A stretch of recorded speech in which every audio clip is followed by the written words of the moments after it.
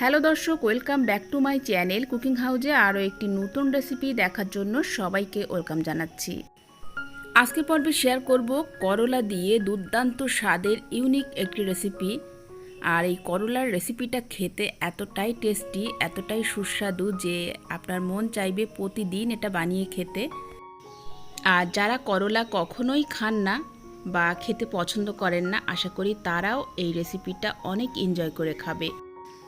উপকরণ হিসাবে আমি এখানে মিডিয়াম সাইজের 5টা করলা নিয়েছি, একটা আলু নিয়েছি আর নিয়েছি একটা বড় সাইজের রসুন। এবার এই গোটা করলা আলুটাকে কেটে নেব আর গোটা রসুনটাকে আমি তেলে ভেজে নেব। তো এখানে প্যানে আমি পরিমাণ মতো তেল দিয়ে নিলাম, দিয়ে এখন তেলটাকে একটু গরম করে নেব। নিয়ে এখন একে একে করলা, রসুন, পেঁয়াজ আর আলু দিয়ে দেব। আমি এখানে পেঁয়াজও দিয়ে দিলাম। দিয়ে এখন লো টু মিডিয়ামে রেখে আমি এগুলো ভাজতে থাকবো প্রায় 3 থেকে 4 মিনিটের মতো। কারণ এই পর্যায়ে করলা, আলু সব কিছু মোটামুটি 90% আমি ভাজতে ভাজতে সিদ্ধ করে নেব। দিয়ে দিচ্ছি সামান্য একটু লবণ। লবণটা দিয়ে এখন এভাবে উল্টিয়ে পাল্টিয়ে আমি সবগুলো ভেজে নেব। করলা তো আপনারা বিভিন্নভাবে খেয়ে থাকেন, তো একবার এভাবে ট্রাই করে দেখবেন, এই স্বাদটা আপনারা কখনো ভুলতে পারবেন না। তো এখানে আমি 3 থেকে 4 মিনিট ধরে লো টু মিডিয়ামে রেখে সবগুলো খুব সুন্দর করে ভেজে নিয়েছি। ঠিক এরকম কালার করে ভেজে নিতে হবে। আর এই পর্যায়ে কিন্তু আলু, করলা 90%-এর মতো সিদ্ধ হয়ে গেছে। এখন আমি এগুলো তেল ঝরিয়ে তুলে নেব। তো এভাবে সবগুলো একে একে তুলে নিলাম আর এখন এগুলো একটু ঠান্ডা করে নেব।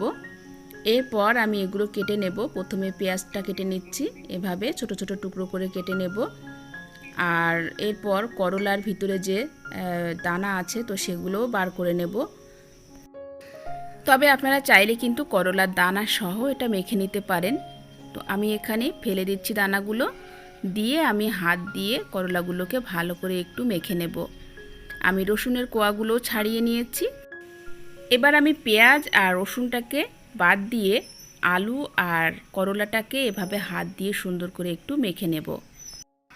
তো এভাবে সব কিছু মেখে নেওয়ার পর এখন আমি ওই প্যানেই দিয়ে দিচ্ছি 1 টেবিল চামচ পরিমাণ সরিষার তেল। এরপর দিয়ে দেব একটা শুকনো লঙ্কা। লঙ্কাটাকে একটু ভেজে নেব। দিয়ে দিচ্ছি গোটা জিরে। এখন জিরেটাকেও হালকা করে একটু ভেজে নিলাম। এরপর আমি দিয়ে দেব যে পেঁয়াজ আর রসুন ভেজে নিয়েছিলাম, তো সেই ভাজা পেঁয়াজ আর রসুনটাকে এখন একসাথে দিয়ে দিলাম। দিয়ে আবারও 30 থেকে 40 সেকেন্ডের মতো ভালো করে একটু ভেজে নেব। এই পর্যায়ে দিয়ে দিচ্ছি সামান্য একটু হলুদের গুঁড়ো। লবণটা দেব না, কারণ ভাজার সময় লবণ দিয়েছিলাম, তো পরে যদি একটু প্রয়োজন হয় তো পরে দিয়ে দেব।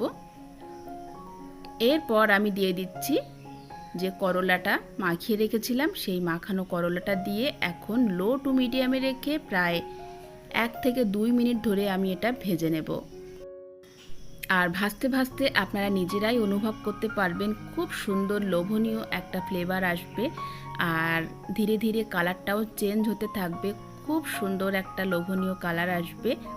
তো এভাবে 1-2 মিনিট ধরে ভেজে নিতে হবে। ভেজে এখন আমি এটা তুলে নেব। তো এটা আমি নামিয়ে নিয়েছি। আর ভাজার পর ফাইনাল লুক হচ্ছে এটা। দেখেই বুঝতে পারছেন এটা কতটা টেস্টি হতে পারে। গরম গরম ভাতের সাথে এর জুড়ি মেলা ভার। তো অবশ্যই কিন্তু আপনারা করলার এই ইউনিক রেসিপিটি একবার ট্রাই করবেন। এটা খেতে অনেক সুস্বাদু হয়, অনেক টেস্টি হয়। যারা জীবনে করলা খান না তারাও এই রেসিপিটা অনেক ভালোবেসে খাবে। আশা করি রেসিপিটা সবার ভালো লেগেছে। ভালো লাগলে প্লিজ লাইক দিতে ভুলবেন না, শেয়ার করবেন, সাবস্ক্রাইব করবেন। আজকের মতো বিদায় নিচ্ছি। সবাই ভালো থাকবেন। ফিরে আসবো আগামী পর্বে নতুন রেসিপি নিয়ে। আল্লাহ হাফেজ।